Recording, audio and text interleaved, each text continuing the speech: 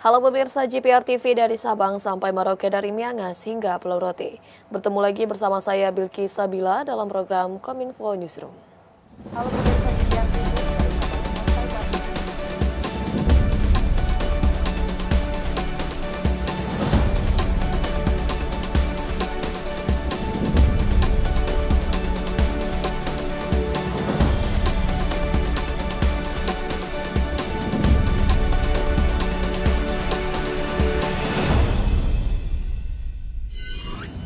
Inilah Kominfo Newsroom selengkapnya. Pemirsa, Timnas Indonesia sukses meraih tiket untuk berlanjut ke semifinal Piala AFF setelah mengalahkan Filipina. Selanjutnya, Timnas Garuda bersiap untuk menjalani laga semifinal yang akan berlangsung pada Jumat malam, 6 Januari 2023 di Stadion Gelora Bung Karno, Jakarta.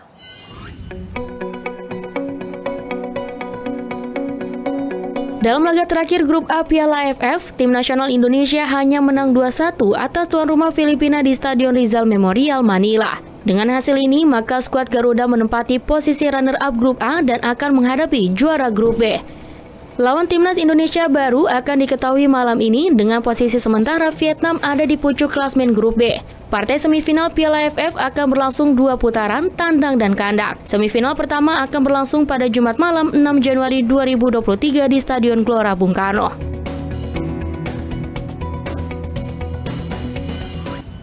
Menteri Badan Usaha Milik Negara Erick Thohir resmi mengumumkan penurunan harga bahan bakar minyak non-subsidi. Berikut selengkapnya.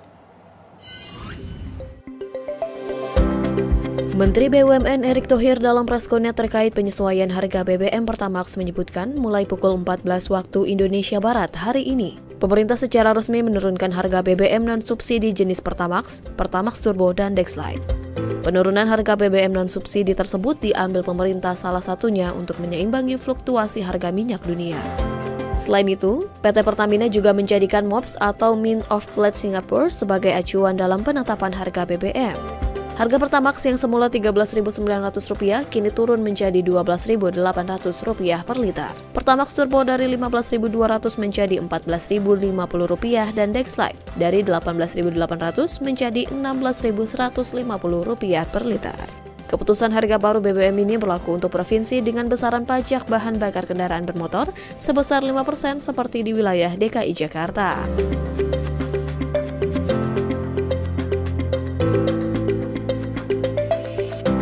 Menteri Erick juga menyebutkan bahwa harga BBM non-subsidi ini bersifat fluktuatif sehingga diperlukan evaluasi secara berkala mengikuti tren dan mekanisme pasar.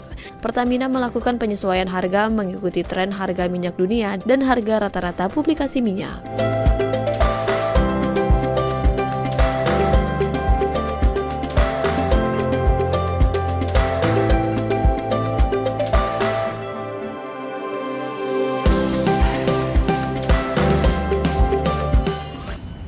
Sementara itu pemirsa, Kepala BPH Migas mengungkapkan penyalahgunaan bahan bakar minyak sebanyak 1,42 juta liter sepanjang tahun 2022. Provinsi Jawa Timur, Jambi, dan Sumatera Selatan menjadi daerah tertinggi atas temuan pelanggaran dan jumlah barang bukti. Badan Pengatur Hilir Minyak dan Gas Bumi yang bekerja sama dengan Kepolisian Republik Indonesia berhasil mengungkap penyalahgunaan bahan bakar minyak sebanyak 1,42 juta liter sepanjang tahun 2022. Kepala BPH Migas Erika Retnawati dalam konferensi pers di Jakarta menjelaskan, solar bersubsidi menjadi barang bukti dominan dari total 786 kasus yang berhasil diungkap dari penyalahgunaan bahan bakar minyak tersebut.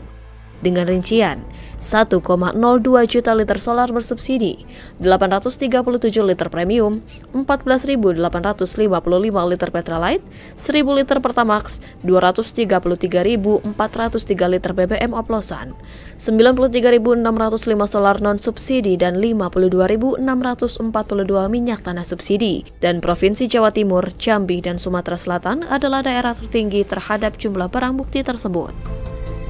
Pengungkapan kasus tersebut dinilai akan sangat membantu dalam mengurangi penyalahgunaan BBM bersubsidi yang subsidinya dianggarkan oleh pemerintah dalam APBN.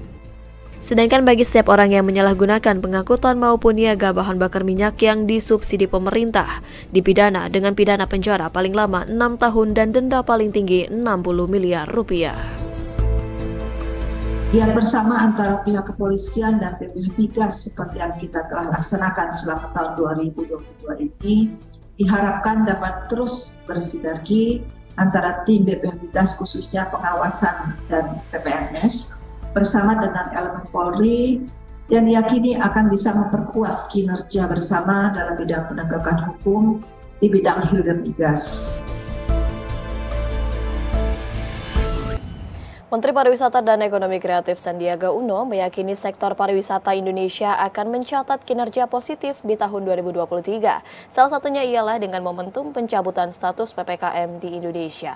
Sandiaga mengimbau pelaku pariwisata secara sukarela untuk tetap mengikuti program protokol kesehatan dengan berbasis cleanliness, health, safety, and environment. Menteri Pariwisata dan Ekonomi Kreatif Sandiaga Salahuddin Uno dalam weekly press briefing secara virtual menekankan untuk menjaga momentum peralihan pariwisata Indonesia pasca dicabutnya pemberlakuan pembatasan kegiatan masyarakat atau PPKM oleh Presiden Joko Widodo pada 30 Desember 2022. Menurutnya, momentum pemulihan sektor pariwisata pada 2023 akan menghadapi berbagai tantangan. Dalam menghadapi kesempatan meningkatkan kunjungan wisatawan, oleh sebab itu ia mengimbau pelaku pariwisata secara sukarela untuk tetap mengikuti program sertifikasi CHSE yakni kebersihan, kesehatan, keselamatan, dan keberlanjutan lingkungan sebagai bagian dari kualitas pelayanan kegiatan pariwisata di tanah air. Sehingga kepercayaan dari pengguna dan wisatawan terhadap sertifikat CHSE yang telah menjadi bagian standar nasional Indonesia dapat meningkat. Kita tetap mengingatkan masyarakat wisatawan mengutamakan kesehatan dan keselamatan. Dan terus kita gaungkan program sertifikasi CHSE sebagai lesson learned dari pandemi COVID-19. Kebersihan, kesehatan, keselamatan, dan keberlanjutan lingkungan harus terus kita dorong. Dan sertifikasi standar CHSE ini sudah menjadi SNI dan menjadi acuan bagi pengelola, penyelenggara, dan pendukung kegiatan pariwisata. Harapannya dengan pengendalian COVID yang baik, Kemenparekraf bersama PHRI dan seluruh pemerintah daerah tetap mendukung peningkatan kewaspadaan walaupun di tengah era transisi menuju endemi dengan dicabutnya PPKM. Menparekraf Sandiaga menambahkan capaian wisatawan mancanegara pada 2022 telah melampaui target dari 3,6 juta menjadi 5,2 juta. Selanjutnya, pada tahun 2023 ini Kemenparekraf menargetkan Wisman naik 2 kali lipat menjadi 7,2 juta. Sementara itu, Menteri Pariwisata dan Ekonomi Kreatif Sandiaga Uno terus mendukung minat wisata halal Indonesia di tahun 2023. Destinasi wisata halal di Indonesia akan ditingkatkan dari segi kesiapan layanan kuliner dan akomodasi halal. Saat ini Indonesia tengah menjadi acuan dunia terhadap pemulihan pariwisata. Salah satu upaya yang dilakukan pemerintah yakni dengan memastikan destinasi wisata halal di Indonesia akan ditingkatkan pada tahun 2023. Mulai dari segi kesiapan layanan kuliner sampai dengan terkait akomodasi halal. Menteri Pariwisata dan Ekonomi Kreatif Sandiaga Salahuddin Uno dalam weekly press briefing mengungkapkan bahwa pada tahun 2023 nantinya juga akan dikembangkan ekosistem ekonomi syariah seperti adanya pelatihan, pendampingan, pemasaran, logistik, sampai dengan pembiayaan. Adapun beberapa provinsi yang sudah menyampaikan ketertarikannya terhadap pengembangan pariwisata halal seperti Nusa Tenggara Barat, Jawa Barat, Kepulauan Riau, Sumatera Barat, dan Aceh.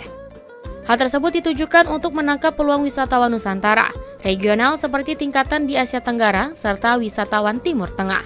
Menparekraf juga akan menargetkan pada tahun 2023 Indonesia dapat mencapai angka 75 sebagai poin tertinggi dalam Global Muslim Travel Index. Dengan capaian pada tahun 2022, Indonesia mampu melewati posisi Global Muslim Travel Index 2022 yang berada di peringkat kedua dengan jumlah poin 70. Dan kita terus tingkatkan kesiapan bukan hanya layanan kuliner halal dan akomodasi halal, tapi juga kita dorong ekosistem ekonomi syariah, di mana mulai dari pelatihan, pendampingan, sampai juga pemasaran, logistik, dan pembiayaannya ini juga akan tersentuh. Indonesia sekarang menjadi acuan dunia terhadap pemulihan pariwisata. Kita akan pastikan juga wisata halal atau wisata religi ini seperti yang diminta oleh Bapak Wakil Presiden bisa kita tingkatkan di 2023.